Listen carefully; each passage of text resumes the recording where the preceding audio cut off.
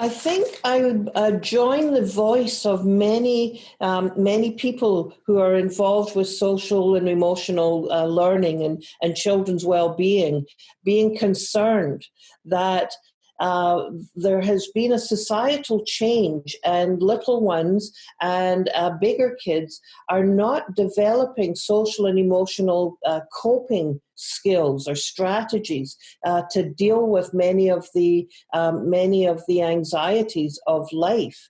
So we have, we see that 50% of children say that they have missed school due to anxiety.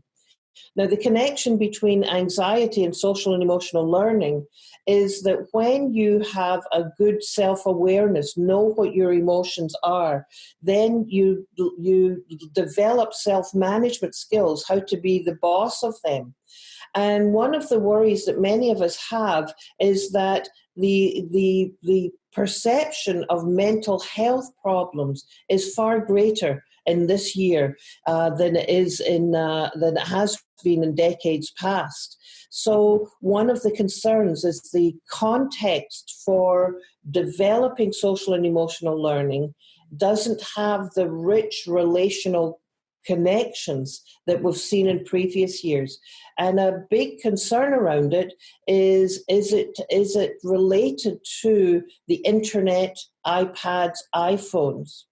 And do we see that as the saturation of the market in iPhones has gone up, the anxiety, depression, and suicidal thinking of our teens has also gone up? So I think the world has had a major impact on children's social and emotional development. The other aspect, I think, that has made a big difference is the pressure that parents are under.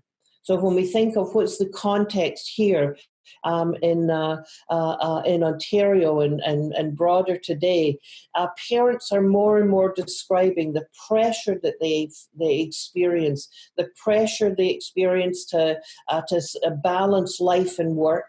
And there is no balancing anymore because work doesn't end and home starts, but there's a blending of that.